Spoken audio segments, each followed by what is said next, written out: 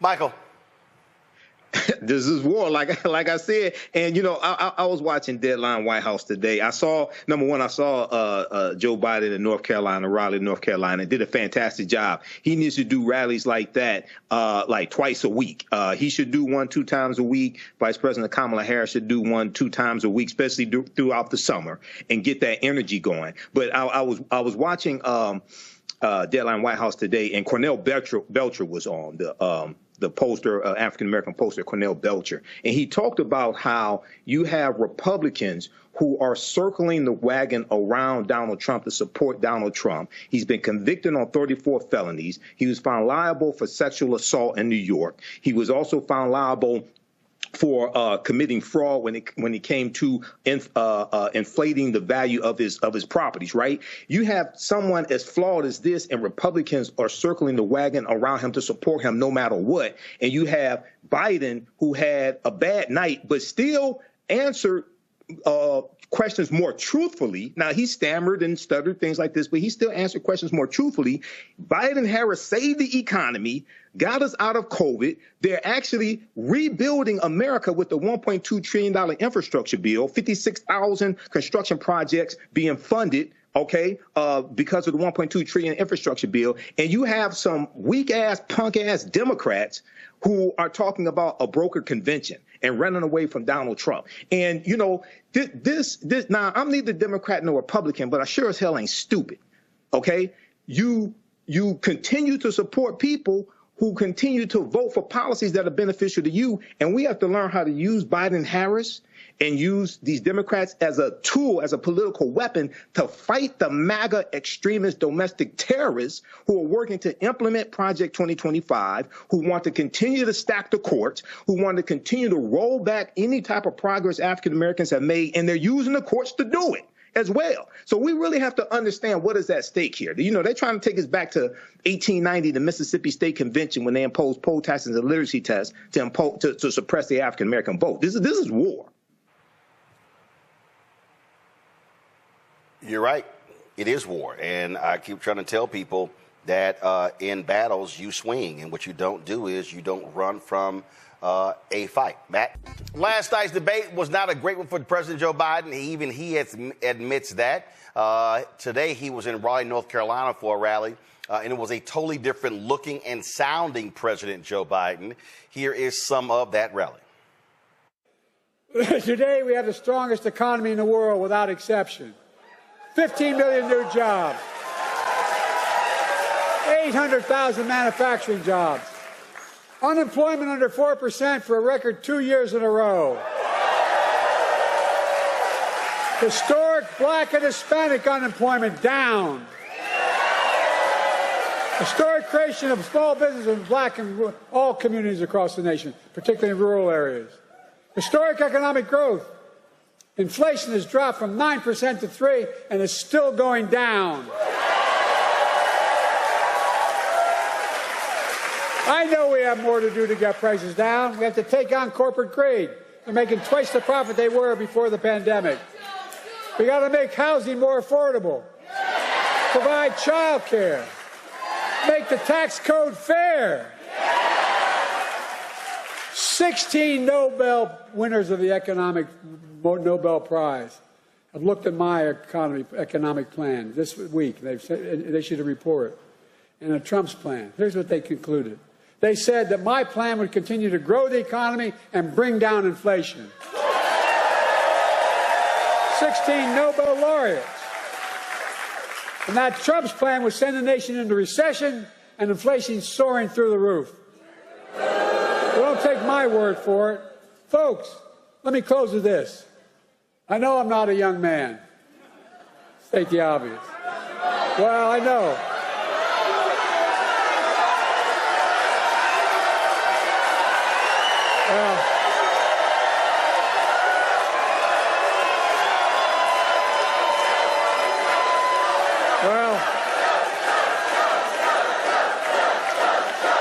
I don't.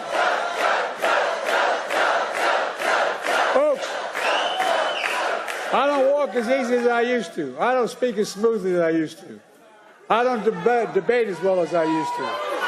But I know what I do know. I know how to tell the truth.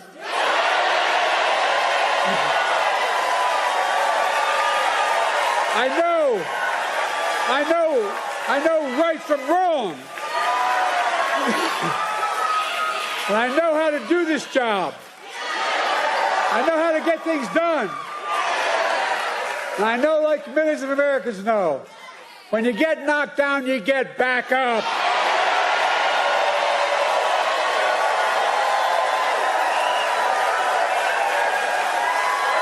I know what it took to take our economy from the depths of the pandemic to where it is today, the strongest economy in the world.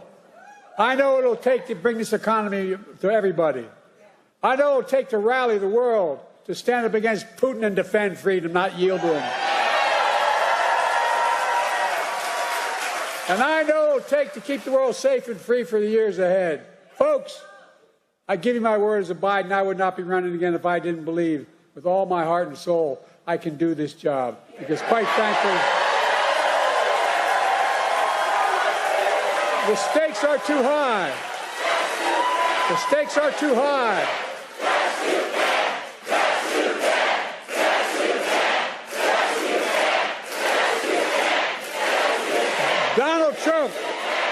Donald Trump is a genuine threat to this nation.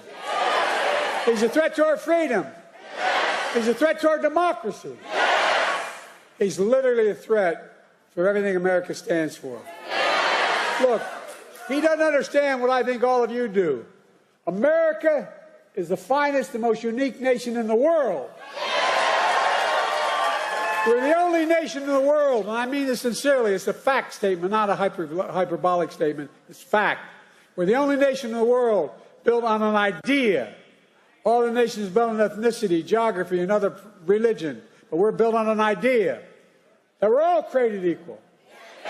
We deserve to be treated equally throughout our lives. We've never fully lived up to it. I'll be damned in the year 2024, just 2 years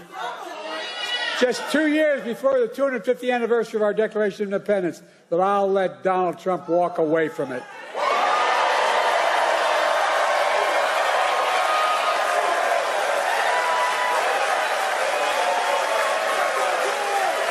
I give you my word.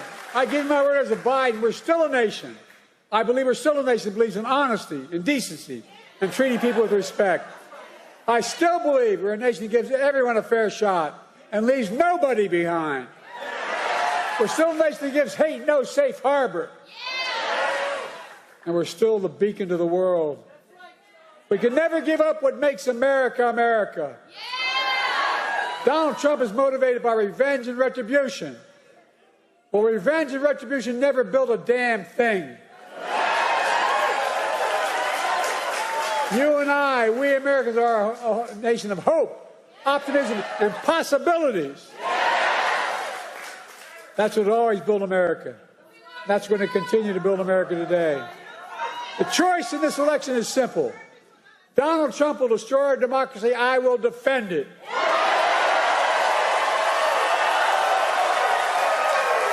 So, folks,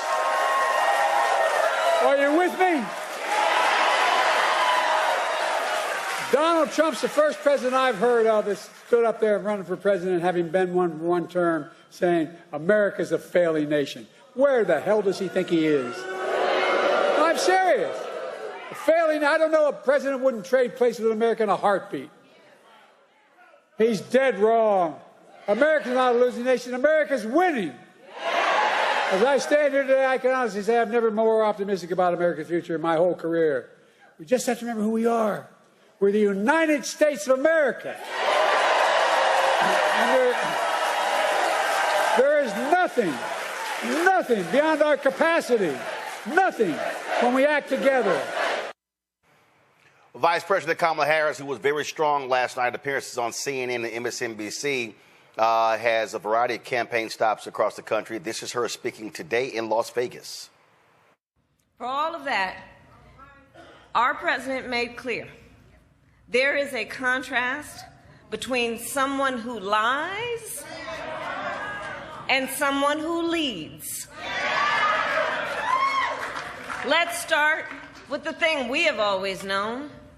Donald Trump is unburdened by the truth.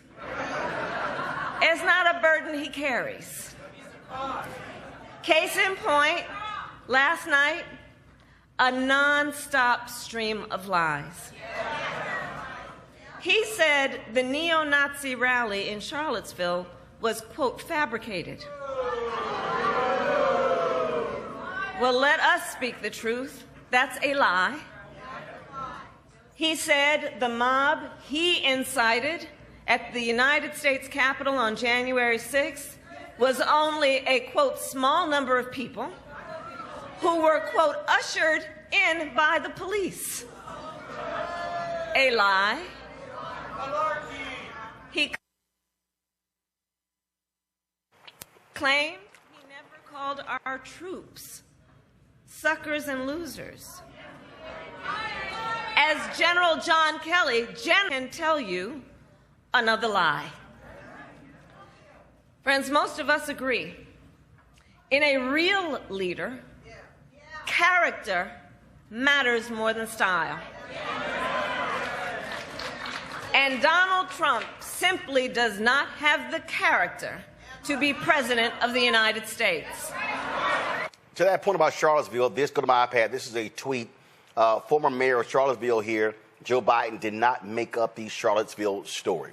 The reality, Derek, last night, it was not a good performance by President Joe Biden. But the reality is, when you look at what's on the other side, massive, massive lies. Massive, massive lies from Donald Trump. And there was a tweet I saw earlier from Mark Cuban that I thought really was a very strong one that really spoke to this issue here. And people were, and again, you see folks back and forth talking. And so this actually was in response to a tweet from Piers Morgan. I don't give a damn about Piers. I'm not going to show it. Go to my iPad. This is Mark Cuban. His performance was awful, but so was Trump's. Biden was feeble. Trump couldn't directly answer a single question and lied with every response. The question is what features voters believe make a better POTUS: feeble, capable, and ethical versus vigorous, unethical, and incapable of telling the truth. I'll vote ethical every time. The reality is Joe wasn't capable last night of debating someone who only lies. He doesn't have the energy or ability to shout him down, hold him accountable, and laugh at Trump's responses. Joe could have held his own against a candidate that actually can discuss policy, but that wasn't the challenge last night, and Joe wasn't prepared or capable of dealing with Donald and his style.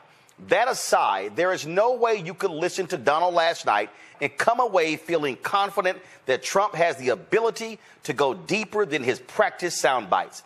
He repeated himself often and never directly answered the moderator's questions. There was nothing that would give anyone confidence he could hold his own in any complicated situation, or that he could intellectually go toe-to-toe with any world leader or adversary. In fact, his non-answers about J6 and election acceptance should scare every American about his interest in upholding his oath to the Constitution. That doesn't make Biden's performance any less awful, but he answered the questions he was asked, even if the presentation was underwhelming. And we have the last 3+ years and of his being POTUS without his getting laughed or smirked at, no tell-alls or leaks discussing his incompetence, no former advisors or cabinet members saying they won't vote for him. That gives me confidence that in the normal duties of the presidency, he can hold his own and do the job. Unfortunately, this election is not about policies. It's about sound bites, social media, and who delivers them better and the algorithms that deliver them to voters. Trump is far better than Biden at sound bites and marketing. That's reality. For that reason, I'm also open to the discussion to replace Biden and or Harris. It's not like Trump's approval ratings are high. They aren't. It could be an open door to find someone that immediately outperforms Trump. Beyond the loyalty of his hardcore 30% or so, I think a large number of people who currently support him would walk away to a better alternative. But if that doesn't happen, I'm still voting for Biden, the ethical candidate who unquestionably stands by his oath and puts country over self-interest. Derek? Roland, what you just articulated, my good brother, was succinct and to the point. But let's face it, we have a binary choice come this November 5th. We either want someone that preserves and protects democracy, or we want someone that's want to be a dictator. We either want someone that has a future vision that will include us all, or we want someone that's going to take Project 2025 as his Bible. When we put age aside, as I told the reporters today, because you can only imagine here in Georgia the number of reporters, I said to them, well, Warren Buffett is 93. Nobody says Warren Buffett too old. The Pope is 87, right? So when we put the age aside, Roland, and start looking at the characteristics and doing what you just, articulated and line these two individuals up, Biden will come out on top every time. 4 years ago, Roland, I'll end with this. Trump lost. Who beat him? Biden. Why? Because 4 years ago, we were dealing with COVID. Over 1 million Americans died, Roland. 4 years ago, we had an individual that was in front of the White House at a podium that told individuals to go down 1600 Pennsylvania Avenue and convince folks on January 6th to overturn the government. We also, within the last 4 years, Roland, is this. This individual, he's a convicted felon. As a retired military officer, you cannot even get a top secret clearance if you are a felon. And so this binary choice is not the lesser of two evils or which old man that we want to lead us. It is very clear that President Biden today, he took ownership. He said, listen, I'm old. I can't do what I did 30, 40 years ago. But the former president, Barack Obama said, when I was 51, you all wanted to write me off too when I debated against Mitt Romney. And so we got to keep this thing with a clear conscience. And when you think about a person that stood on that stage last night, Roland, that say he took a cognitive test and he got an A+, well, Roland, I took a cognitive test. It's called an IQ, and they don't give you a grade letter. They give you a number, a numeric value. And so we don't want someone that lie, and sow all this disinformation and misinformation and cannot answer the question. If you brought someone on your show as an interviewer and you said you cannot answer the question, not one, I would like to think that you would never hire that person to work in your company. So why should we hire someone like a Donald J. Trump that did not answer the question about climate control? He said something about immaculate water, which I still don't know what immaculate water is. He says something about immigration and black jobs. I'm still looking for what a black job looks like, Roland. And so this person could not answer not one question during that 90-minute debate. That's the period. That's where we are. And so as I told everybody, Democrats, you got to fight. You got to get tough, stand behind Joe Biden. This conversation about a broker convention in August makes no sense, Roland, because they tried that in 1968. And guess what happened? The Democrats lost miserably. And so I don't want to hear no conversation about broker convention. That makes absolutely no sense to me. Democrats need to get tough and let's go to war. Michael.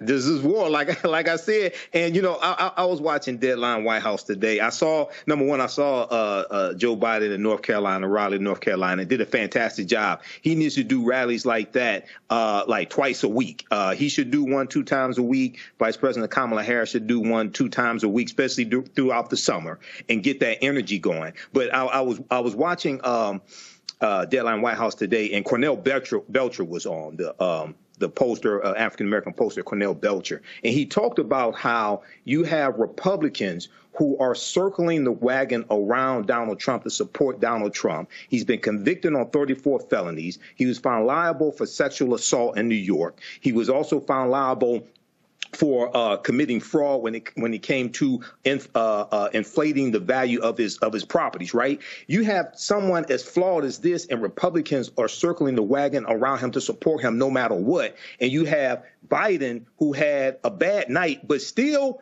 answered questions more truthfully. Now, he stammered and stuttered, things like this, but he still answered questions more truthfully.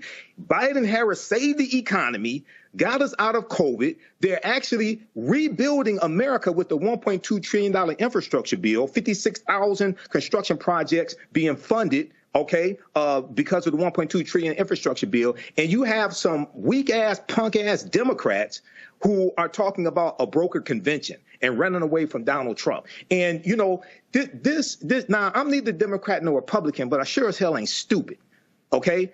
You continue to support people who continue to vote for policies that are beneficial to you, and we have to learn how to use Biden Harris and use these Democrats as a tool, as a political weapon to fight the MAGA extremist domestic terrorists who are working to implement Project 2025, who want to continue to stack the courts, who want to continue to roll back any type of progress African Americans have made, and they're using the courts to do it as well. So we really have to understand what is at stake here. You know, they're trying to take us back to 1890, the Mississippi State Convention, when they imposed poll taxes and literacy tests to suppress the African American vote. This is war.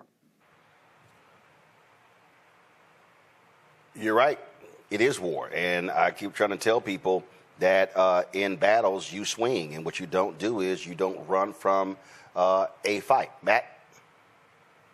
I think these brothers have covered most of the substantive issues very well. But all I'll add is a couple of things. I mean, first, the reality is we're talking like people at large care about the policy, but they don't. It's the pageantry. And the reality is, if people in the Biden camp knew that he was prone to the pauses and some of the things mechanically, physically last night that made him look old and out of ability, I guess, out of shape to handle the rigors of the presidency, then they should have been sounding the alarm a lot earlier. I think Democrats now look extremely weak, and they look like, rats trying to flee off a sinking ship, talking about a broker convention and other things getting away from Mr. Biden. And I agree with Michael and Derek insofar as I agree with the policy points in the platform. And, I personally would be voting Biden-Harris. However, I think this does call into question, why are these conversations being had at this 11th hour? I mean, we talked about this on the show months ago. You asked me a question and I mentioned to you he looked old. And we had a whole dialogue about how that's not what we should be talking about. But the reality is, for some people, that's going to move the needle. And I'm wondering why Democrats did not have a more serious conversation about this before this point. Notwithstanding that, yes, it's war, and it's war on the platforms and war on the policy. But at the end of the day, it is a popularity contest largely. And I think it is a huge misstep strategically for the Democrats to wait until the 11th hour to try to triage this. Right. I mean, that's the reality of it. I think Mr. Biden is where he needs to be in terms of his platform and policy. But the presentation is a problem. And the issue is with Donald Trump, as Mark Cuban said, it's all about marketing. It's all about marketing and it's all about presentation.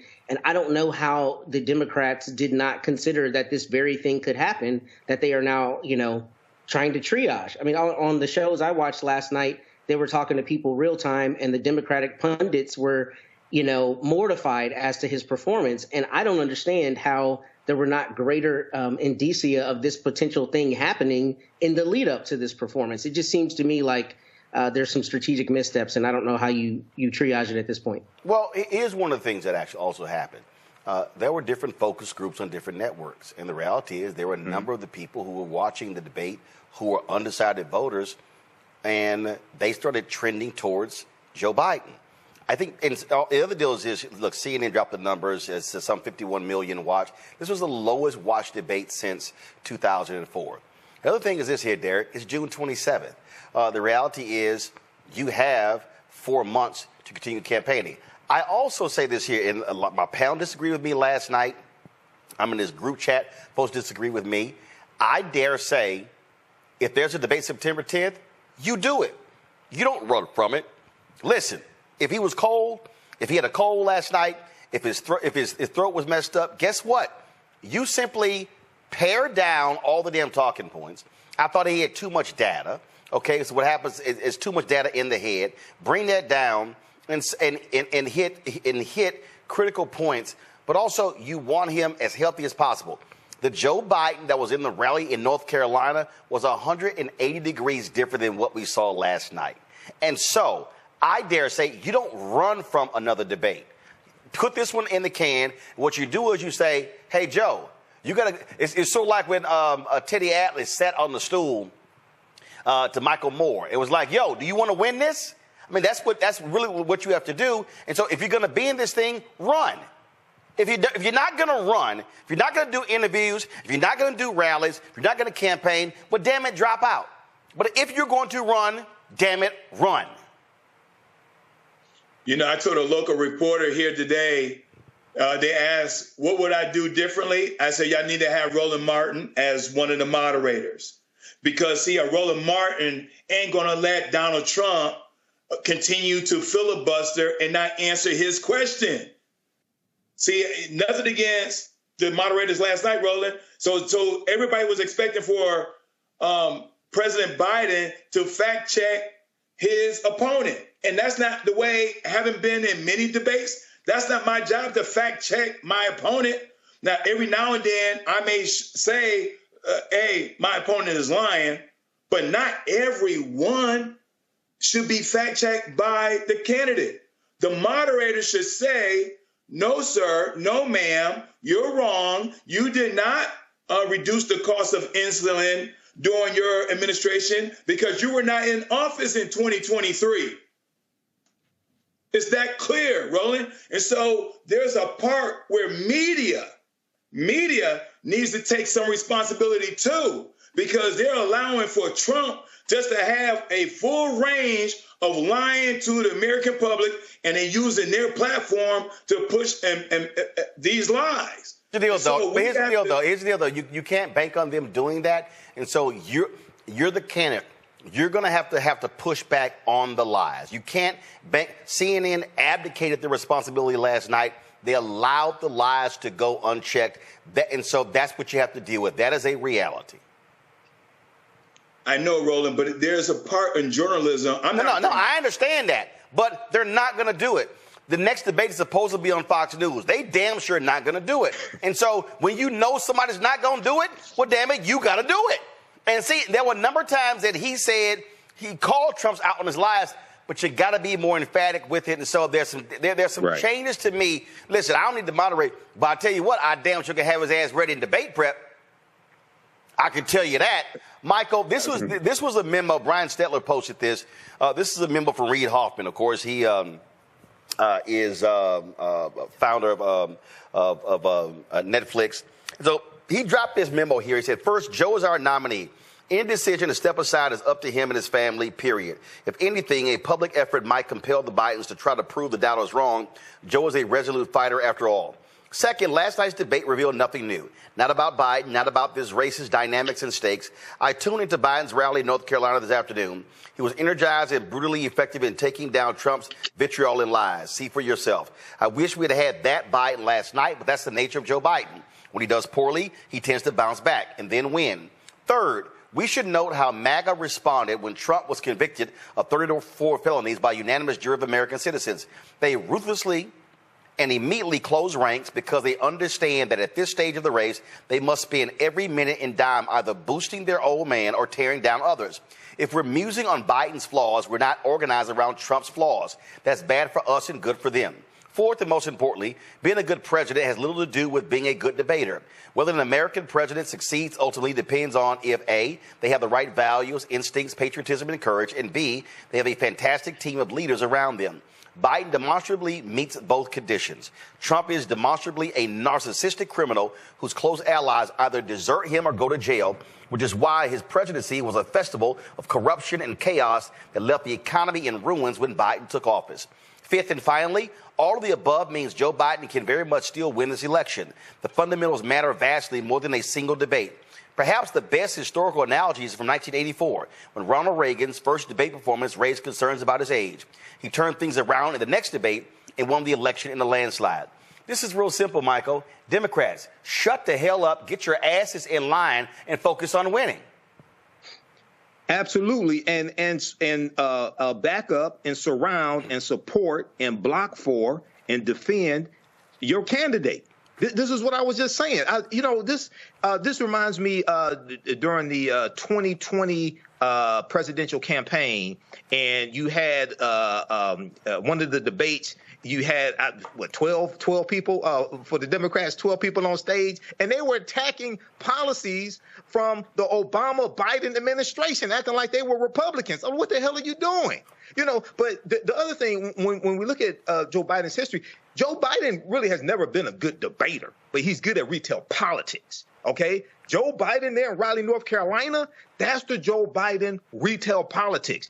He needs to do a lot more of that. Okay, do at least two of those a week, especially during the summer. And I would say the next debate is September 10th. The day before that debate, he needs to do one of those rallies also and feed off that energy, allow that momentum to take him into the debate. But goddamn, do you want to win or do you want to lose? What is it that you're doing? Let me know so I know what to do. See, here's the deal, Matt. All of this back and forth about, replacing folk, it's also grossly disrespectful to the woman who's the vice president of the United States. And that, to me, is shameful and despicable. Where these people, let's call Gretchen Whitmer or Josh Shapiro or let's call Gavin Newsom. And even when Cuban made that point, there's no guarantee to hop into a national campaign in less than 6 months and just swoop in and folks are going to be like, yay, the cavalry has arrived. Actually, that, as Hoffman says, that creates more problems than you have solutions. Because here's the deal. If you say go to a broker convention, their convention is in the third week of August. That means that, okay, you do a broker convention, you literally then will have September and October to actually get it together. I remember when people when a lot of Hillary Clinton's white women supporters were going crazy after Obama won, and they were talking about creating drama at the convention. And it was like, what the hell y'all think y'all doing? That's the dumbest thing in the world. Yes, you do exactly what Republicans did. Circle the wagons and say, we going to kick y'all ass together. Yes. Yes. Take a page out of Bob Menendez's playbook. You get indicted, you're about to go to trial, you just double down. That's what they need to do, is ride Biden into the future, and they need to put him in better circumstances so that they can control performances like this. Because the reality is this. I don't want to sound ageist, and I'm absolutely not ageist. If it was my 86-year-old big mama, she ain't lost a step. But Joe Biden has. That's the reality of it. And you have people who are watching the pageantry of this, not the optics of it. So what they need to do is feed on, I think, a lot of the sound bites that Trump is going to put in the debate. For instance, in that long thing you just read from the gentleman from Netflix, what stood out to me? A festival of corruption. Festival of corruption. If they ran an ad with festival of corruption, that's the kind of thing that your average voter is not going to forget. And I think going forward, they need to employ a better strategy in leveraging the marketability, but also using Mr. Biden's superior knowledge as it relates to policy, especially as to Mr. Trump. But to your point about Kamala Harris, we are not surprised that they didn't call the black woman who's eminently qualified and who has been doing the job, of the number two at this point throughout, their entire administration, and is uniquely qualified as compared to these governors of other states who may not be able to jump into a national campaign. But beyond that, I mean, it's just too late. We're at the point where they need to dance with the one they brought, and that's Joe Biden, and they need to put him in circumstances where he can flourish, because as it relates to substantive policy, there is no question that he is far more qualified than Mr. Trump. But you don't have people who are voting on the deep policy. You have the few undecided voters primarily who are voting on sound bites. And if you don't leverage that, I think you lose an opportunity. And I think if you're going to talk about sound bites, what you then have to do is actually play sound bites, such as this. The Trump list, it is way, way longer. So deep breath. He said some Democratic states allow people to execute babies after birth, an egregious lie that is illegal in every state. He said everybody, even Democrats, wanted Roe v. Wade overturned. Roe was supported by 2/3 of Americans, even more Democrats. He said every legal scholar wanted Roe overturned, abortion returned to the states. Legal scholars have told me directly this is not true. He said the U.S. currently has the biggest budget deficit ever. No, that happened under Trump in 2020. He said the U.S. currently has a record record trade deficit with China. That also happened under Trump in 2018. He said Biden personally gets a lot of money from China. Zero evidence of this. He said there were no terror attacks during his presidency. In fact, there were multiple attacks. He said Iran didn't fund Hamas, Hezbollah, other terror groups under his presidency. Iran, in fact, did. He said Biden wants to quadruple people's taxes. That is pure fiction. He said the U.S. has provided way more aid to Ukraine than Europe had. It's actually the opposite. He said the U.S. has provided about $200 billion in Ukraine aid. It's closer to $110 billion. He said 18 or 19 million people have crossed the border under Biden. That is millions too high. He said many of these migrants are from prisons or mental institutions. His own campaign cannot corroborate this. He said Biden has only created jobs for illegal immigrants. Total nonsense. He said Nancy Pelosi turned down his offer of 10,000 National Guard troops on January 6th. There's no evidence she even got such an offer. It was the president, not Pelosi, who had the power to deploy the D.C. Guard. He said Pelosi now acknowledges she turned down the troops. No, her office tells me this claim is still a lie. He said he deployed the National Guard to Minneapolis in 2020. Actually, that was the Democratic governor. He spoke of, quote, ridiculous fraud in the 2020 election. Zero evidence of any widespread fraud. He said NATO was going out of business before he took office. Completely, clearly absurd. He said the U.S. was paying 100% of NATO before he came along. The U.S. made up about 71% of NATO defense spending, not 100. He said he, not Biden, is the one who lowered insulin prices in Medicare. He did it for some seniors, but Biden did it for far more. He said Biden indicted him. Again, no evidence Biden has had a personal role in any of these 4 prosecutions. He said Europe takes no U.S. cars. Just not true. He spoke of food prices quadrupling under Biden. That's a wild exaggeration, though they are up. He said Biden made up the idea he called dead service members suckers and losers. No, the Atlantic magazine reported that, and then former Trump Chief of Staff John Kelly corroborated it. He said Biden called black people, quote, super predators for 10 years. Biden never once deployed that phrase, let alone for 10 years, though he did at least once speak of, quote, predators without specifying it was about black people. He said his Trump tax cut was the largest in U.S. history. Not true, though, in fairness, Biden also said this. Trump said China and others stopped buying from Iran under him. China never stopped. He revived his pet lie, I don't know how many times I've done it, that he signed the Veterans Choice Program into law. Barack Obama did that in 2014. Trump signed an expanded version in 2018. And finally, Trump said Biden got rid of that Veterans Program. Biden has not done that. Now, here's what I don't understand. I don't understand, Derek, why in the hell you're CNN and you don't have Daniel Dale sitting right there going, where they go, Daniel. In the last round, there were a lot of statements made by Presidents Biden and Trump. What's the fact check? Fact check in real time. CNN abdicated responsibility. And this is, for me, where you don't just say, hey, voters, we're just going to allow you to hear them talk, and then you decide. No, you stand on truth.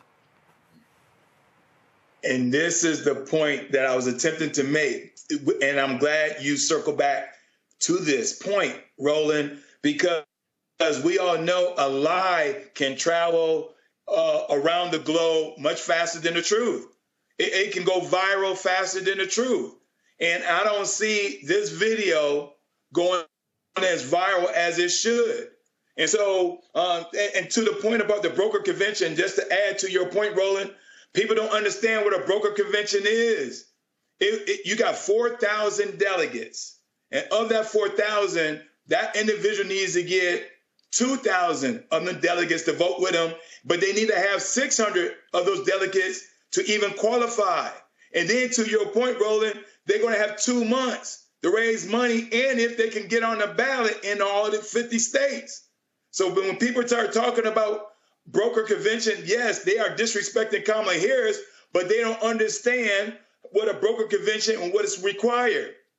And so, yeah, that fact checking is spot on. I'm glad you highlighted because as I often do, I'm just going to push it. And I know it won't go viral because people are like, yeah, that's CNN or that's Roland Martin. We ain't going to believe all that.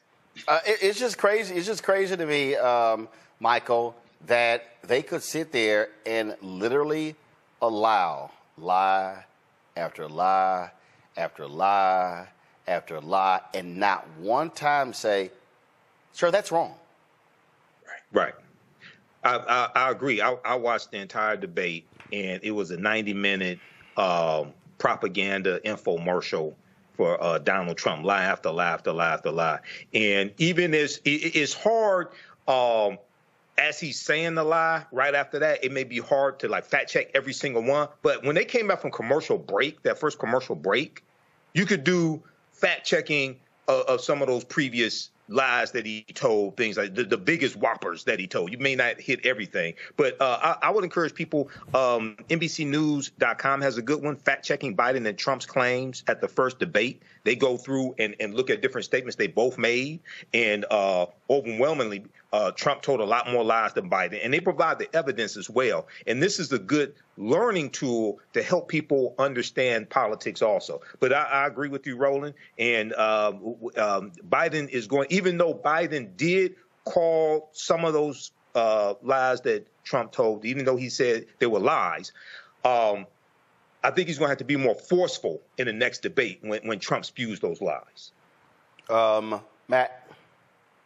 I don't think they should be allowed to lie with impunity, but I think the focus should be less on just the lies and should be on the comprehensive policy. And I think Derek said this earlier, but if you listen to the debate, I didn't watch the entire thing, the part I got to watch, virtually every question, the answer that came from Joe Biden was full of policy. Even if there was a misstep or maybe a slight mischaracterization, there was policy. With Trump, it was all vibes, and vibes are cool, but they can only take you so far. And I think hopefully the people that are watching are recognizing that that's really what's on display here, even outside of the fact checking. You have someone who is actually able to have discourse in the policy because they understand how things work, as opposed to someone who is trying to just dismantle everything and put in his own, approach to things. And we know that didn't work during his administration. So I think that's what's really salient here. And I do think they should have real-time fact-checking. But more than that, I think they should press him even harder on the policy. I mean, he got asked unequivocal questions and didn't answer them at all, right? I mean, just completely provided no policy basis. And that's what should have people concerned. If you are truly an undecided voter, even if you're considering Mr. Trump, you should say, this guy obviously can't answer the question and does not know enough about how it works to put my mind at ease that he can do this job effectively. That should be really the questions we're looking at. A little bit early, we played some of what Vice President Kamala Harris had to say in Las Vegas. I think it's important for us to actually hear all of it. And so here is the VP earlier today.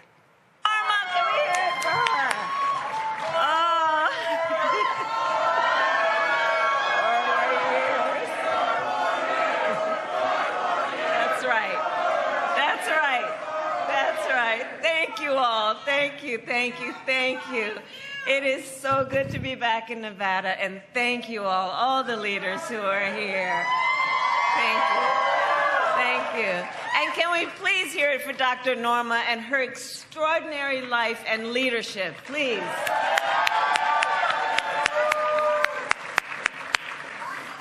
So I want to thank everyone who is here today. I want to thank all the elected leaders who are here. I know Senator Catherine Cortez Masto was here earlier. She and I were AGs together. She is doing an extraordinary job as a senator. Senator Mark Kelly, who is just always fighting for the people of Nevada and using his lifelong dedication to our country in a way that is about service and uplifting so many people.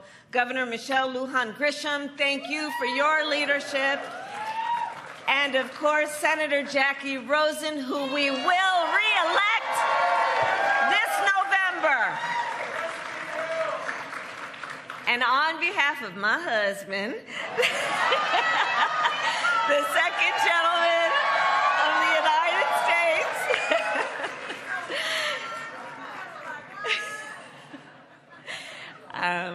we together thank all the friends and the long-standing supporters who are here, including the leaders of LULAC. It is so good. It is so good to be with all of you. All right, so last night, President Joe Biden and Donald Trump had their first debate. And earlier today, the president said himself it was not his best performance. But there are three things that were true yesterday before the debate that are still true today. Let's level set on this, all right? First, the stakes of this race could not be higher. Second, the contrast in this election could not be more stark. And third, We believe in our President, Joe Biden, and we believe in what he stands for.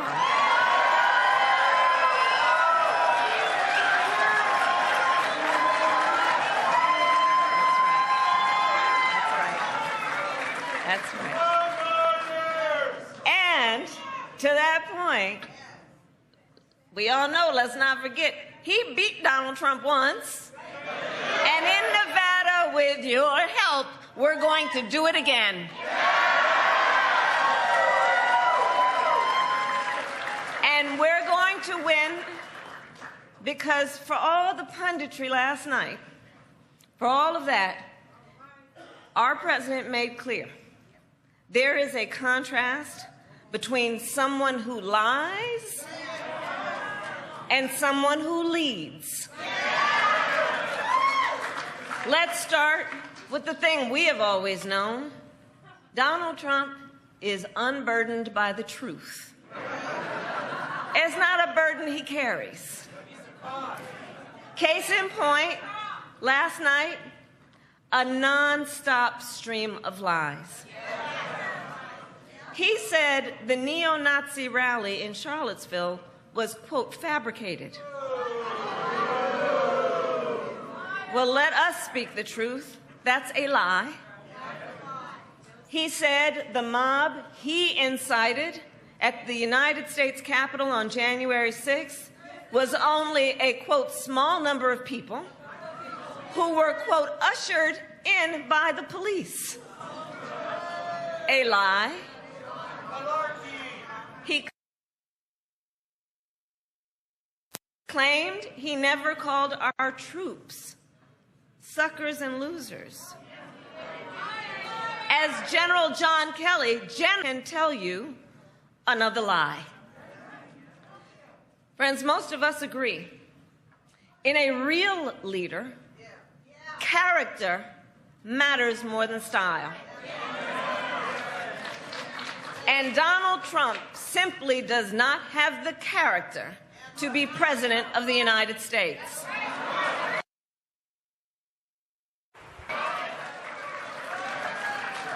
For further context, consider more than 20 of his former top leaders, from his former Secretary of Defense to his National Security Advisor to the chairman of the Joint Chiefs, have spoken out against Trump.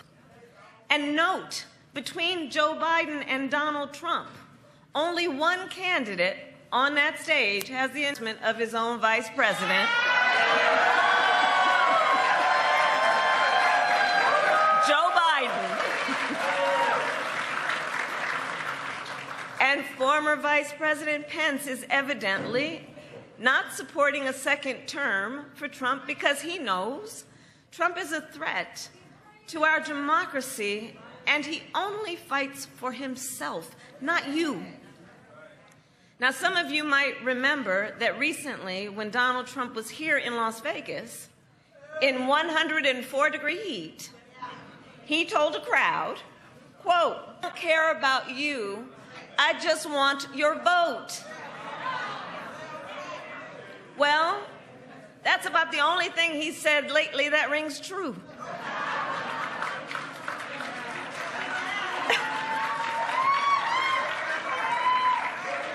Nevada, as vice president, I see Joe Biden when the cameras are on and when the cameras are off.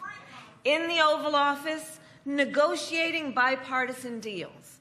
I see him in the Situation Room, keeping our country safe.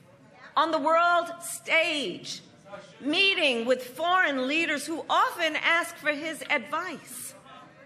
Joe Biden is a leader who always fights for the people of our nation. He fights and he wins. And he wins. And he wins. Think about it.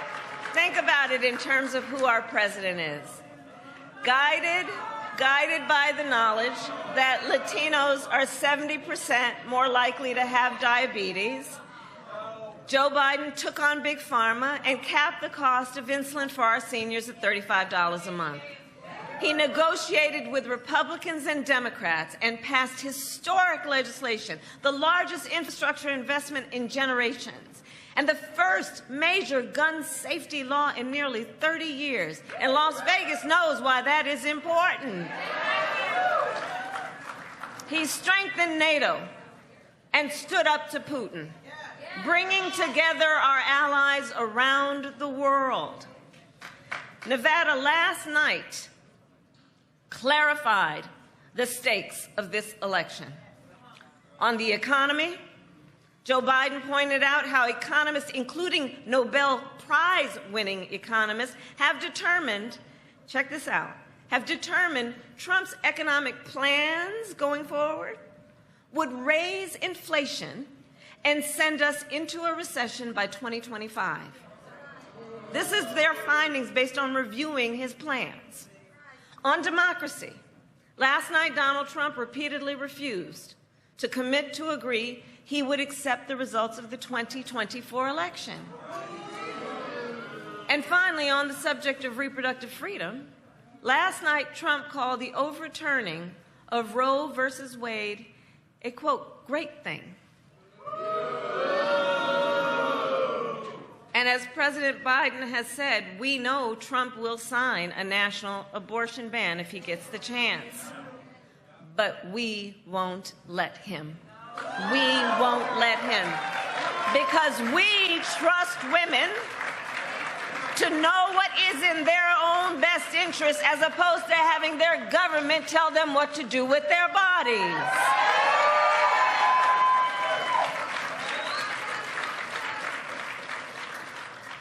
So, listen, we've got 130 days, I'm counting, until Election Day. 130 days. And this race will not be decided by one night in June. This race will be decided by you, by us. Who sits in the White House next year will be determined by what we together do in these next 130 days. And ultimately, in this election, we each face a question. What kind of country do we want to live in? A country of freedom, compassion, and rule of law, or a country of chaos, fear, and hate? We each have the power, each of us has the power to answer this question with our vote and with our voice. So today I ask Nevada, are you ready to make your voices heard? Do we believe in freedom? Do we believe in opportunity? Do we believe in the promise of America? And are we ready to fight for it? And when we fight, we win. God bless you and God bless the United States of America. Thank you.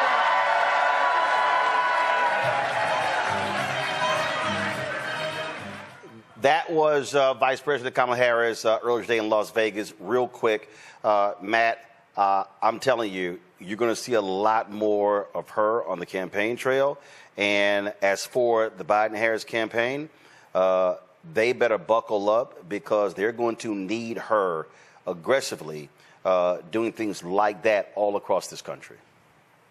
In all the battleground states with all the sound bites. You're exactly right. I mean, they need to let her do what she does best, which is rhetoric. That's what this is about. That's what's driving the undecided voters, or I think will drive them to make the right decision. And I think they need to use her in that capacity as forcefully as possible. Michael. Oh, absolutely. They need to have her out pretty much every day, every other day. That was fantastic. And she fact-checked Trump as well. And you need that energy. And she resonates better with younger voters also than Biden does. So she's his best weapon. Derek? Yeah, I agree with Matt and Michael. The only thing I would add to deploy Kamala in all 11 southern states, all 11 of them.